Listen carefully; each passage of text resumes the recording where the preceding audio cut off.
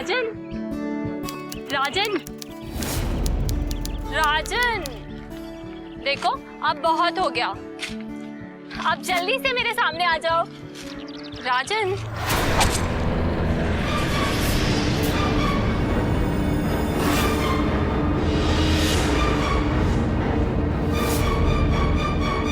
भाभी, भाभी। अरे विनोद बेटा, तुम यहाँ? जी। शीतल तो तुम्हारे पास गई है ना? हमारे पास? अरे हम तो उन्हें लेने यहाँ आए ना। लेकिन उसने तो कहा था कि खान मार्केट में तुमसे मिलने जा रही है और वहाँ से तुम्हारे घर चली जाएगी। अरे ऐसी तो कोई बात ही नहीं हुई थी मम्मी जी। हम भाभी को लेने यहाँ आए और आपसे न मिले, ऐसा तो हो ही नहीं सकता ना। लेकिन फिर शीतल कहाँ गई होगी बेटा? शीतल की माँ वहाँ जंगल में खून से तनी शीतल की लाश पड़ी हुई है। ये क्या कह रहा है विनोद? विनोद बेटा देखो शीतल कहाँ पे है, चलो जल्दी देखने चलो। नहीं मम्मी, इसको कोई गलतफहमी हो गई है। आइए हम देखते हैं। हाँ चलो। शीतल, शीतल, शीतल मेरी बच्ची, शीतल मेरी बच्ची, देखो शीतल, शीतल मेरी बच्ची। इंस्पेक्टर साहब, ये आपकी बेटी है? जी हाँ मेरी बच्ची है। आप थोड़ा पीछे होइए, पीछे हो। ये कौन है? ये इसका देवर है। सर ये पिछले कुछ दिनों से यहीं पे थी अपने मायके में। हम ही इन्हें यहाँ छोड़कर गए थे और आज हम ही इन्हें ससुराल ले जाने वाले थे। हमारी भाभी से बात भी हुई थी कि हम घर आके लेके जाएंगे, पर हम घर पहुंचे तो मम्मी जी ने बताया कि ये तो खान मार्केट गई हैं। ये बोली कि ये हमसे वहां मिलेंगी। शीतल अगर तुमसे बाजार में मिलने वाली थी तो यहाँ क्या कर रही थी? इसका मतलब है कोई यहाँ अपनी मर्जी से आई है? अपनी मर्जी से किससे मिलने आएगी इंस्पेक्टर साहब? अगर यहाँ उसे कोई जबरदस्ती लाता तो यहाँ उसके घसीटने और हाथापाई के निशान होते। सर, ये हत्या कहीं लूट की वजह से तो नहीं हुई है? क्यों? ऐसा क्यों बोल रही है तुम? ना तो मोबाइल है ना कोई पर्स है। आदमी घर से निकलता है तो बिना मोबाइल का निकलता नहीं है, और औरतें निकलती है तो बिना पर्स लिए निकलती नहीं है, और इनके पास तो कुछ भी नहीं है। हो सकता है तुम्हारा अंदाजा ठीक हो। तुम लाश को पोस्टमार्टम के लिए भेजो। जी सर। तुम एक बार सर्च और करो, हो सकता है कुछ मिल जाए। ठीक है सर।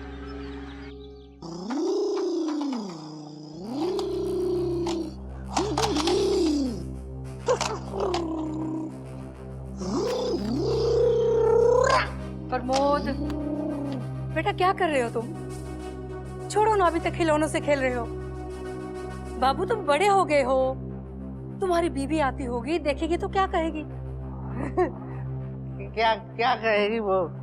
शादी वाली रात बोल रही थी कि बचपन में ऐसे बहुत खिलौनों से खेली है। हे भगवान, बच्ची थी तब ना, अब नहीं खेलती, छोड़ो। मैं भी अभी बच्चा हूँ।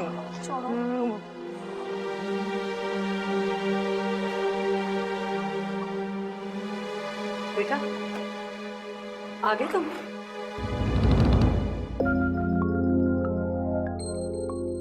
बहू कहाँ है? बहू नहीं आई? माँ, अब वो कभी नहीं आएंगी। क्या क्या हुआ? क्या क्या वो मेरी बेटी से नाराज है? वो मेरे से क्यों नाराज रहेगी? वो तो मेरी अच्छी दोस्त है।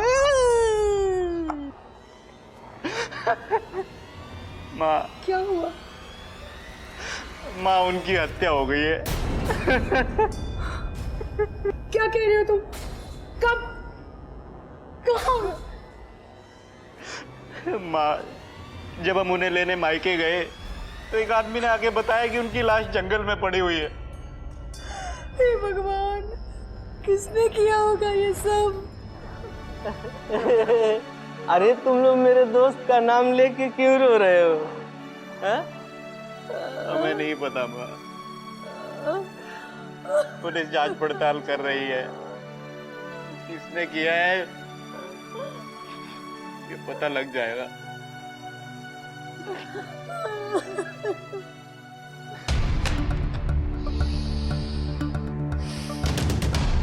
समझ नहीं यार, पूछताछ कहाँ से और कैसे शुरू करूं?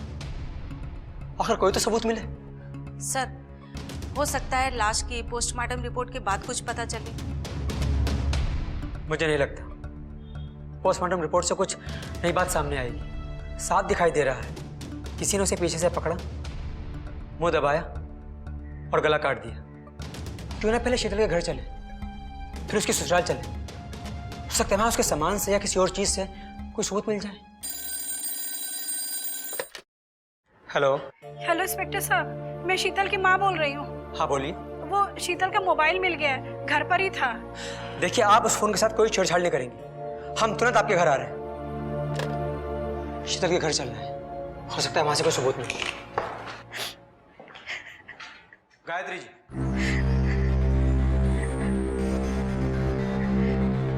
गायत्री जी। जी इंस्पेक्टर साहब, ये देखिए शीतल का मोबाइल है।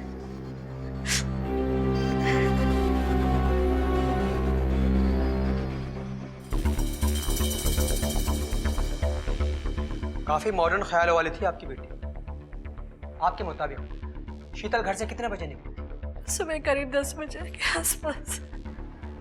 10 बजे। शीतल को किसी राजन का फोन आया था और कुछ देर के बाद वो ये कहकर घर से निकली कि वो विनोद से खान मार्केट में मिलेगी और वहीं से ससुराल चली जाएगी। अगर शीतल वहां से ससुराल जाने वाली थी तो फिर अपने मोबाइल घर क्यों छोड़ कर गई? इसका मतलब है कि वो वापस घर आने वाली थी, वहां से वो ससुराल जाने वाली नहीं, जैसा कि उसकी विनोद से बात हुई थी। लेकिन सर, फोन ना ले जाने से इन सब बातों का क्या मतलब? ऐसी चीजें इंसान तभी ले जाना भूल जाता है जब रात को जल्दी में हो या फिर बाहर जाने के लिए वो एक्साइटेड हो। क्योंकि बाहर जाने वाली लेडी तभी एक्साइटेड होती है तब वो बहुत दिनों बाद अपने पति से मिल रही है या प्रेम से, और वो अपने पति से ससुराल में मिलने वाली थी। क्या माँ जी, राजन और शीतल को प्यार व्यार का चक्कर तो नहीं था? नहीं नहीं, ऐसा कुछ नहीं था, बल्कि राजन तो उसका बहुत अच्छा दोस्त है। राजन का नंबर दे सकती है? हाँ, क्यों नहीं। देखो, राजन का नंबर नोट करो। 312610। राजन को पुलिस स्टेशन बुलाओ। ठीक है सर। मिस्टर राजन। जी सर। आपको पता है आपकी फ्रेंड शीतल की हत्या हो गई? जी हाँ सर। हमारी जांच के मुताबिक आखिरी फोन आपका आया था शीतल को। क्यों बुलाया था उसे जंगल में मिलने के लिए? मैंने उसे कहीं मिलने के लिए नहीं बुलाया था सर। फिर फोन क्यों किया था? आज वो वापस अपने ससुराल जाने वाली थी, इसलिए बस यूं ही हालचाल जानने के लिए फोन किया था सर। वैसे मिलने का मन था मेरा, लेकिन जब पता चला कि विनोद उसे लेने आ रहा है तो मैंने उसे मिलना उचित नहीं समझा सर। अच्छा, एक बात बताओ, तुम्हारे और शीतल के बीच में क्या कोई संबंध था? जी नहीं सर, शादी के पहले भी मेरी दोस्त थी और शादी के बाद भी मेरी दोस्त है सर। आप चाहें तो उसके ससुराल वालों से भी पूछ सकते हैं। वैसे विनोद को भी सब कुछ पता है मेरे बारे में। अच्छा, तुम्हें किसी पर शक है जो शीतल की हत्या कर सकता है? मुझे तो कोई ऐसा नहीं लगता सर जो कि शीतल की हत्या करेगा। शीतल के यहाँ भी सबसे अच्छे संबंध थे और उसके ससुराल से भी कभी कोई शिकायत सुनने को नहीं मिली थी। हाँ, अगर उसके ससुराल में कोई किसी से दुश्मनी थी, मतलब होगा, तो मुझे पता नहीं सर। शीतल तुम्हारी बहुत अच्छी दोस्त थी, उसने कभी बताया किसी से अनबन या किसी से कोई दुश्मनी हो उसकी? जी नहीं सर। मायके में नहीं तो ससुराल में कहीं तो कोई होगा जो उससे अंदर ही अंदर दुश्मनी रखता हो।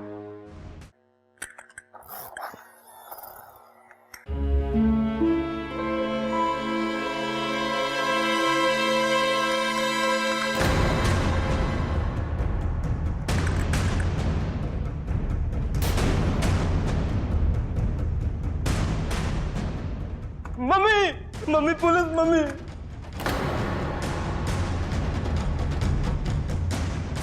सर, आप यहाँ? इस घर की बहू की हत्या हुई है जब तक केस नहीं सुलझ जाता आना जाना लगा ही रहेगा। भाई देवे,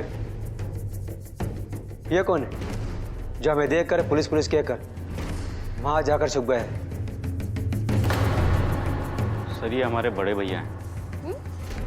बड़े भैया और इतने डरपोक?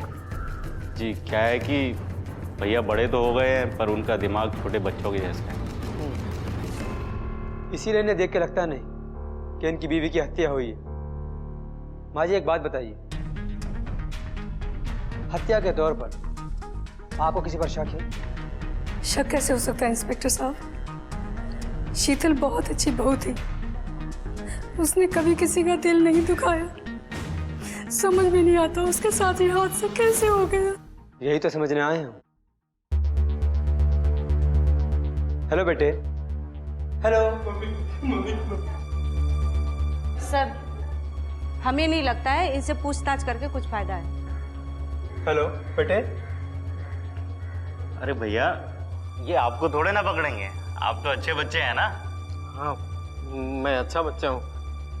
मैंने होमवर्क भी पूरा कर लिया है। हाँ आप गुड बॉय हो ना। सर इनसे आपको कोई काम की बात जानने को नहीं मिलेगी।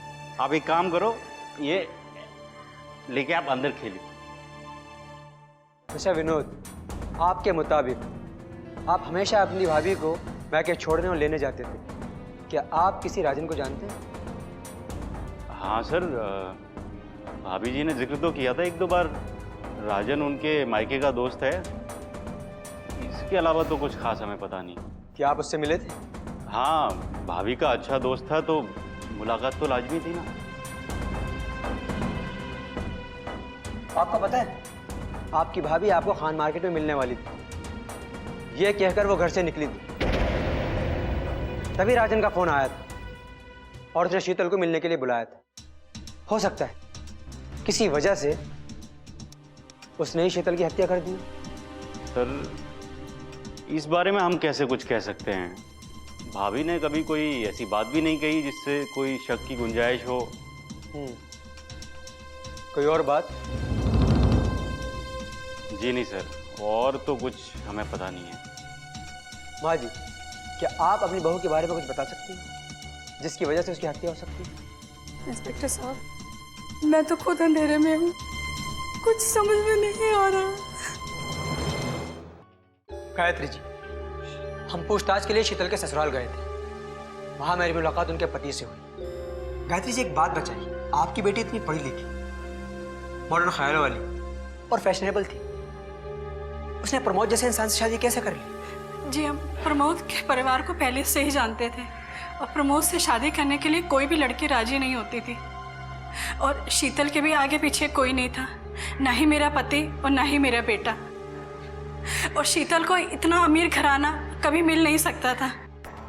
इतना बड़ा घर, इतने नौकर चाकर, इतना पैसा, तो कैसे तैसे मैंने शीतल को राजी कर लिया और फिर उन दोनों की शादी हो गई। यशवंत, कहीं ऐसा तो नहीं ससुराल में ऐसा मनबुद्धि पति मिला हो तो शायद शीतल को वापस मैके आकर राजन से अफेयर हो गया? ऐसे केस में अक्सर ऐसा होता है सर। गायत्री जी, हमें आपके घर की तलाशी लेनी होगी। हो सकता है उनके कातिलों को सुराग मिल जाए। जी, शीतल का कमरा उधर है, उसके सारी चीजें वहीं पड़ी रहती हैं। रेखा, जाके तलाशी लो। ठीक है, चलिए आप आइए।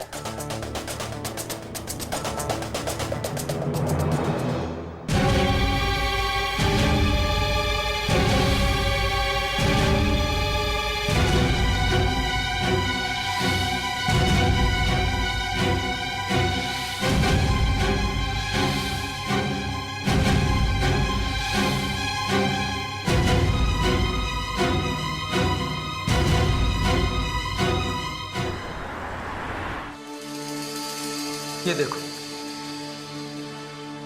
राजन और शीतल के फोटोज प्लस सेल्फी, जो नॉर्मल से नॉर्मल संबंध दिखा रहे हैं। और ये सारे फोटोज गैलरी में सबसे ऊपर है।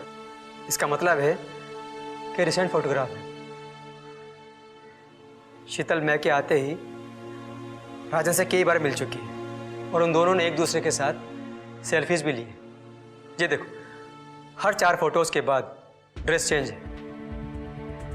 इसका मतलब है पिछले 8 दिनों में वो राजन से कई बार मिल चुकी है और इनके बीच कोई मामूली संबंध नहीं है। इन फोटोज से साफ दिख रहा है ये कितने नॉर्मल फोटोज हैं। सर आप सही कह रहे हैं, लेकिन राजन ने कभी बताया नहीं हमें। नहीं बताया तो क्या हुआ, अब बताएगा।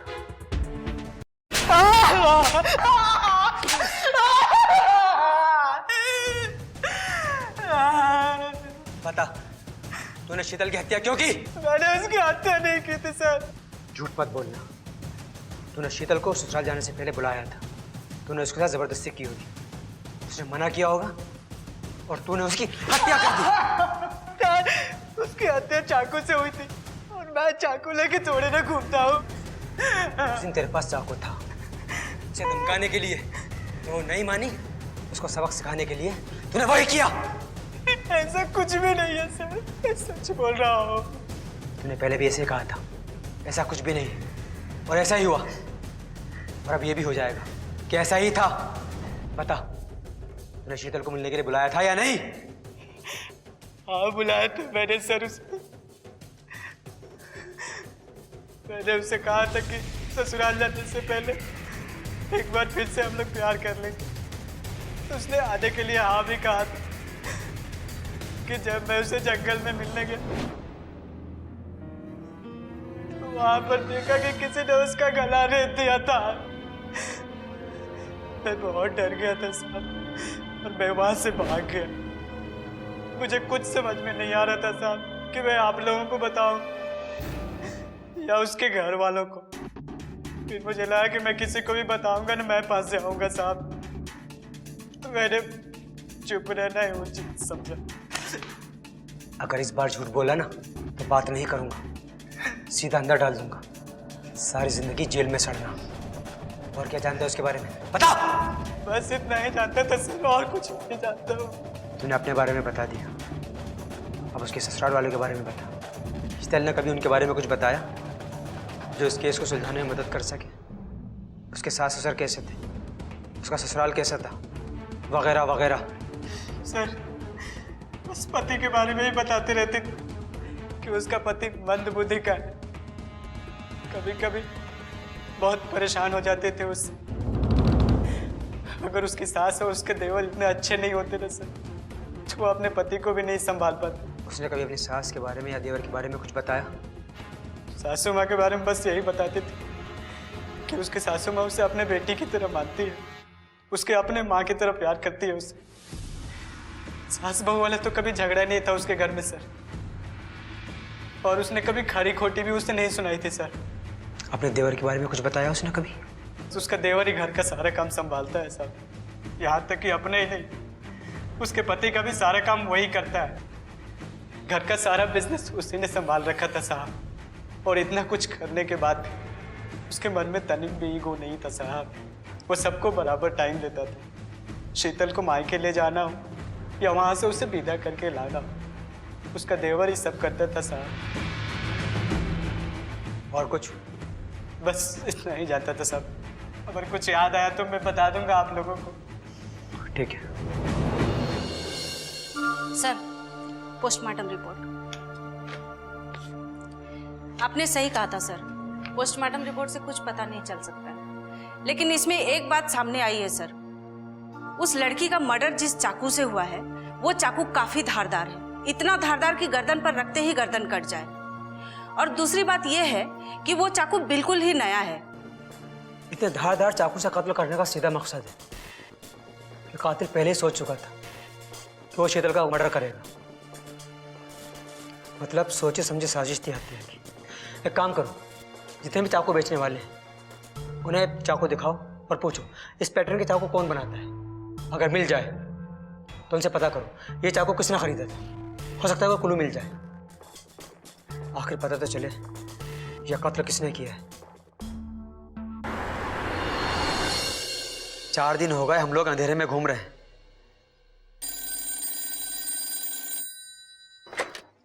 हेलो सर मैं रेखा बोल रही हूँ।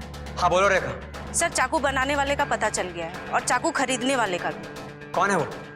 वो चाकू वाला कह रहा था कि राजन नाम का आदमी आया था चाकू खरीदने के लिए। राजन? इसने फिर मुझसे झूठ बोला। अब नहीं बचेगा ये।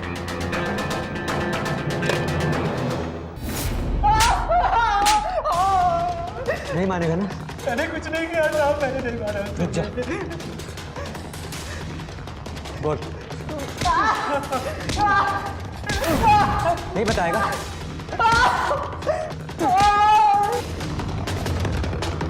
बोल। बोल। मैंने कुछ नहीं किया साहब, मैंने नहीं कुछ किया साहब, मैंने नहीं कुछ किया साहब।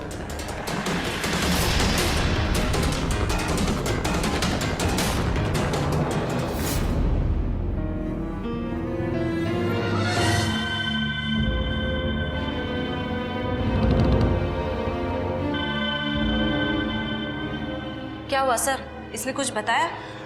अभी तक तो कुछ नहीं बताया, लेकिन बताएगा। इसके फरिश्ते भी बताएंगे। अरे ये क्या? क्या है सर? राजन के मोबाइल पर रिसीविंग लिस्ट में एक और कॉल, इसके तुरंत बाद उसने शीतल को फोन किया। इसका मतलब इस कॉल से उस कॉल का कोई संबंध है। जरा पता करो कहाँ का नंबर है।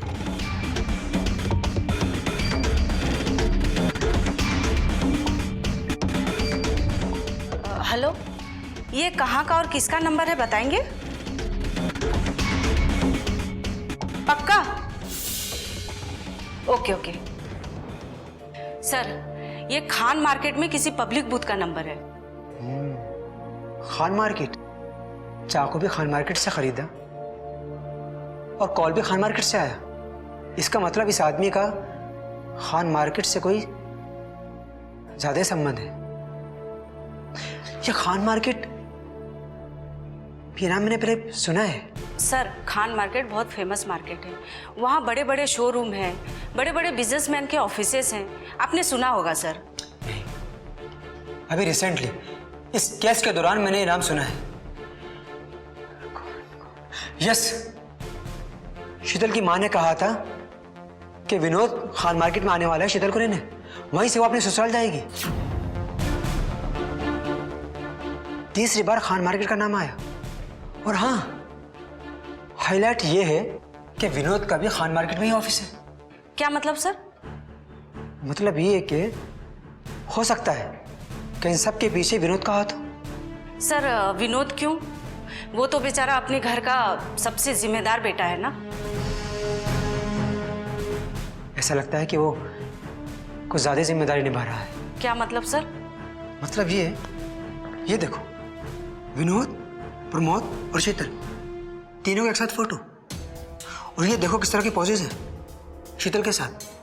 देखो,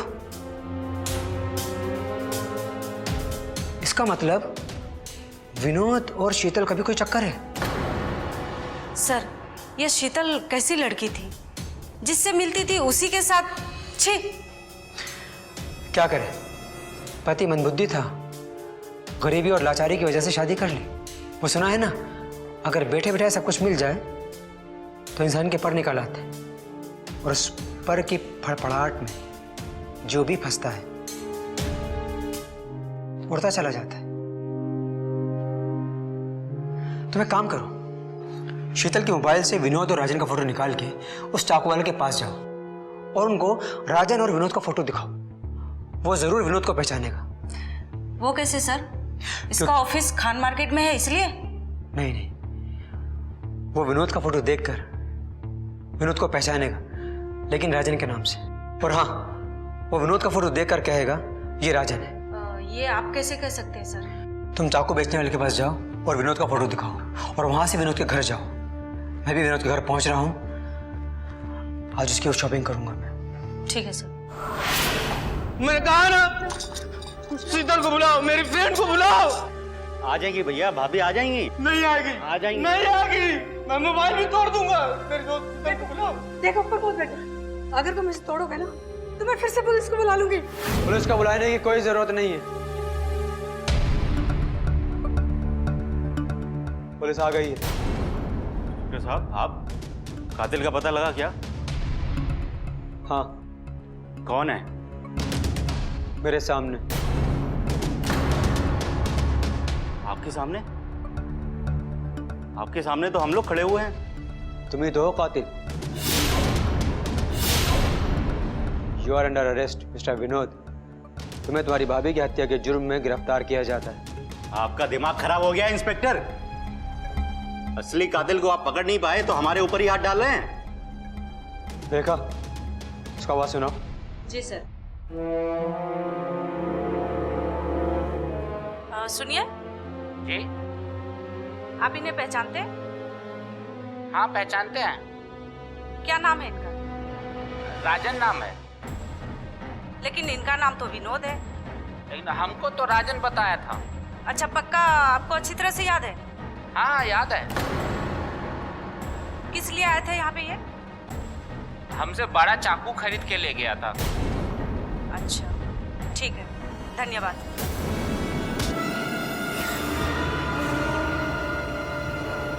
चाल चलकर नहीं बच सका तो भागकर कैसे बच सकता है? अब बता, तूने अपनी भाभी का मर्डर क्यों किया? नहीं इंस्पेक्टर, मेरा बेटा मर्डर नहीं कर सकता। आपको जरूर कोई गलतफहमी हुई है, ये ऐसा नहीं कर सकता। माँ जी, आपके बेटे ने मर्डर किया है, आपकी बहू का। जो कुछ बोलना हो ना पुलिस स्टेशन में चल के बोलना। चल। नहीं। ये क्या हो रहा है माँ? नहीं बताएगा शीतल को क्यों मारा? सर हमने नहीं। आखिरी बार पूछ रहा हूँ, नहीं बताएगा? नहीं मार सर। बोल। हमने नहीं मारा सर नहीं हमने। आखिरी बार पूछ रहा हूँ, क्यों मारा शीतल को? नहीं बताएगा? नहीं मारा सर। नहीं बताएगा? सर बोल। बताता हूँ सर, बताता हूँ।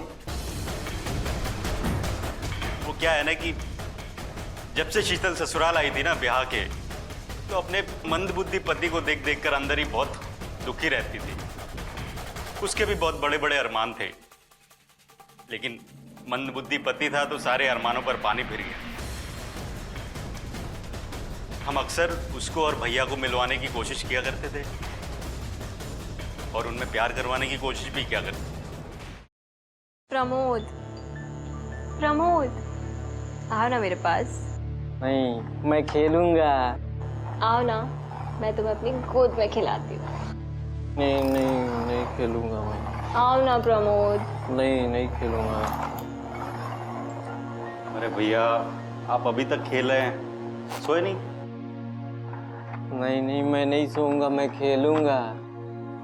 अरे रात बहुत हो गई ना, सो जाइए। तुमने कल भी यही बता के मुझे सुला दिया था। अच्छा ठीक है, आज हम आपको सुला के नहीं जाएंगे। देखिए, आपकी फ्रेंड आपको बुला रही है ना। मैं तो कब से बोल रही हूँ, रोज का नाटक है इनका, तंग आ गई हूँ। नहीं, मैं नहीं जाऊंगा, मैं खेलूंगा। भैया, आपकी फ्रेंड बुला रही है ना, आइए आइए, चलिए चलो चलो चलो चलो चलो चलो चलो चलो चलो।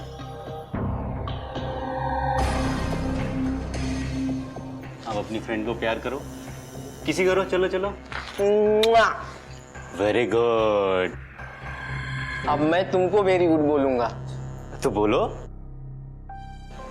अब तुमको मेरी फ्रेंड को किसी करना होगा। अरे पर हम कैसे, ही तो आपकी फ्रेंड है ना। अगर तुम किसी नहीं करोगे तो मैं रात भर रोऊंगा और तुमसे बात नहीं करूंगा, यहाँ आऊंगा नहीं। सच्ची बता रहा हूँ। अच्छा, ये अब तुम विनोद को किसी करोगी। मैं नहीं करोगी तो मैं तुम्हारी गोद में आके नहीं खेलूंगा और तुमसे बात नहीं करूंगा, ना ही मैं यहाँ आऊंगा। ये देखा विनोद, तुमको कुछ नहीं आता और मेरी फ्रेंड ने कितना अच्छा किया है।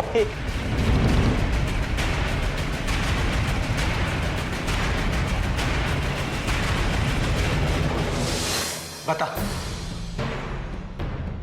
उस दिन के बाद भैया का दिल रखने के लिए हमें कई बार शीतल के साथ प्यार करने की एक्टिंग करनी पड़ी, पर एक्टिंग करते करते पता नहीं शीतल हमारे साथ कैसे कब अटैच हो गई, हमको तो पता नहीं लगा। भैया के सामने ही वो हमसे लिपट जाती हमें प्यार करने लगती और भैया बेचारे हमें प्यार करते देखकर बच्चों की तरह ताली बजाते, खुश होते। प्रमोद, प्रमोद आओ ना मेरे पास, आओ ना प्लीज प्लीज प्रमोद, प्लीज आओ ना मेरे पास प्रमोद, प्लीज आओ ना मेरे पास, प्लीज प्रमोद प्लीज। क्या भैया, आप भाभी की बात क्यों नहीं मान रहे? देखो प्रमोद, अगर तुम नहीं आए ना तो मैं विनोद को अपनी गोद में बुला। भाभी आप क्या कर रही हो? तुम्हारे भैया से तो कुछ होता नहीं है, मैं अपने अरमानों को कब तक मारूंगी? तुम ही अपने इस मन बुद्धि भैया से शादी करवा के लाए थे ना, अब तुम ही पूरे करो मेरे अरमान।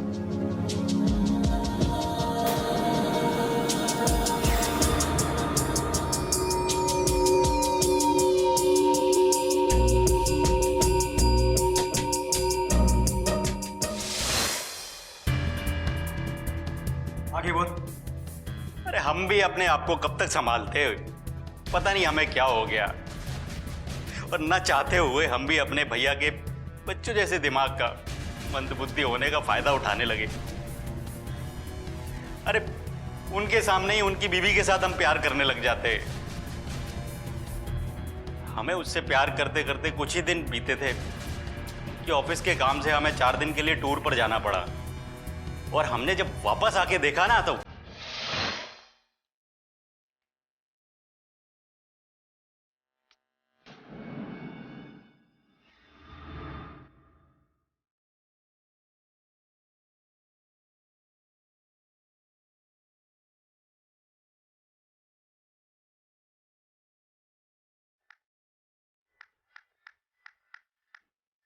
संसार का ये पहला पति होगा ना जो अपनी पत्नी को किसी और से प्यार करते थे।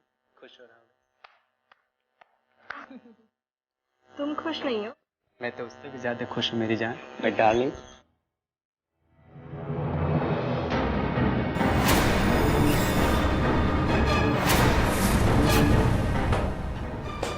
भाभी। अरे विनोद, विनोद तुम वापस आ गए? क्यों, नहीं आना चाहिए था? ये कौन है? चिल्लाओ मत, शांति से बात करो। राजन तुम जाओ। ये मेरे मायके का फ्रेंड है। यहाँ क्या कर रहा था ये? वही जो तुम यहाँ करते हो।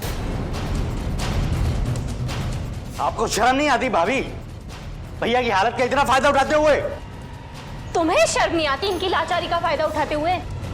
तुम तो 4 दिन से टूर पर गए हो, मैं क्या यहाँ इस खिलौने से खेलती?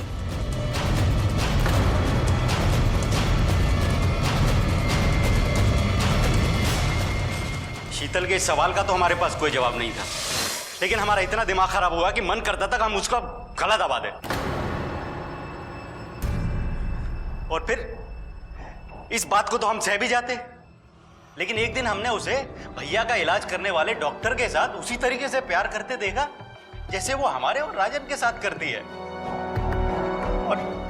और हमारे बेचारे भैया उनको भी प्यार करते देख ताली बजा बजा कर बच्चों की तरह खुश हो रहे थे।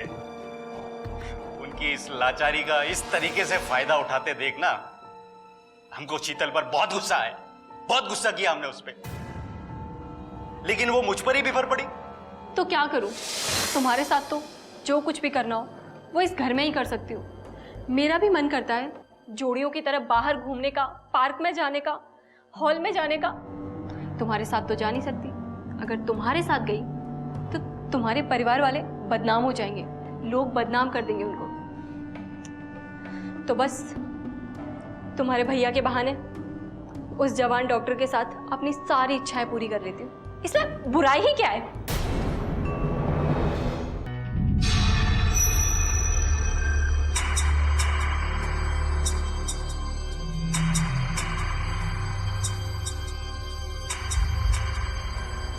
भैया कहाँ हैं?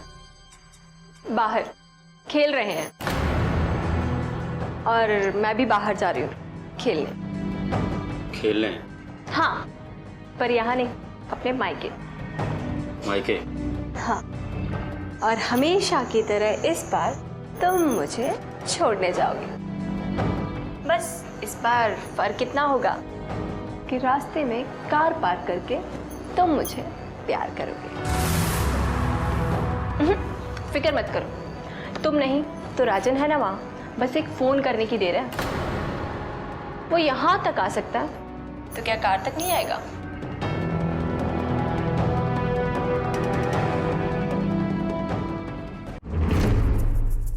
शीतल की इस बेशर्मी से हमारे गुस्से का ठिकाना नहीं रहा, पर उसको मायके ले जाने और वहां से वापस लाने की जिम्मेदारी हमारी थी। सो हम उसको गए, छोड़कर आए मायके। लेकिन वहां से आने के बाद अपने लाचार भैया को देखकर हम दिन रात यही सोचते रहते कि हमारे भैया यहां बच्चों जैसी जिंदगी जी रहे हैं और वो वहां पर उस, और सोच सोचकर हमारा इतना दिमाग खराब हो गया कि हमने उसे मारने का मन बना लिया। फिर जिस दिन माँ ने हमें कहा कि मायके से उसको लेके आए, हमारा तो मन ही नहीं हुआ वहां जाने के लिए। अरे हम वहां जाते और उस राजन को देख देख कर अंदर ही कुड़ते रहते।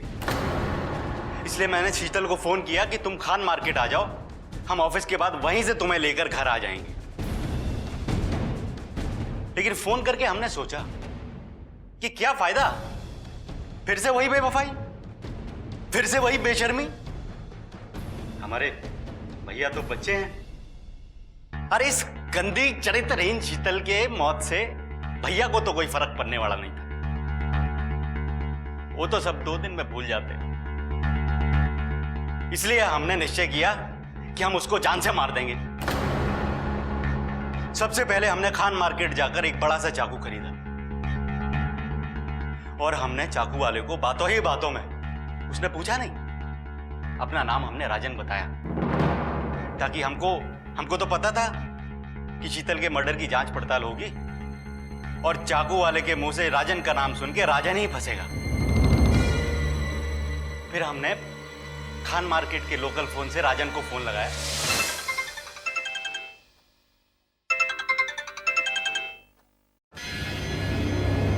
हेलो। हेलो राजन, हम विनोद बोल रहे हैं, शीतल के देवर। अरे विनोद भाई सॉरी यार, उस दिन गलती से। अरे कैसा सॉरी यार, ये सब तो चलता है ना। अरे सच्चा दोस्त तो वही होता है ना जो मिल बांट कर खाए। तू नाराज नहीं है मेरे से?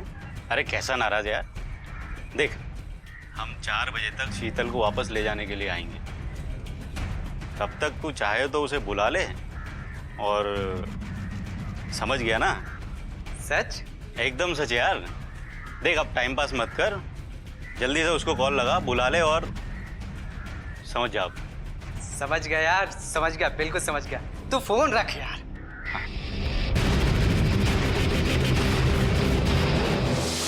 मेरी बात सुनते ही राजन ने शीतल को फोन किया और राजन से मिलने की एक्साइटमेंट में शीतल फोन अपना घर भूल गई। हमको तो पता था कि दोनों कहाँ मिलते हैं अक्सर, तो हम वहीं उसी जंगल में चुपके से जाकर छुप गए। और जैसे ही आई ना वो राजन राजन राजन करते हुए। राजन, कहाँ हो तुम? देखो मैं वापस मायके से ससुराल जा रही हूँ, प्लीज एक बार आ जाओ, मुझे वापस से जी भर के प्यार कर लो। राजन, राजन क्यों सता रहे हो मुझे? प्लीज राजन। हमने पीछे से आकर उसका गला काट दिया।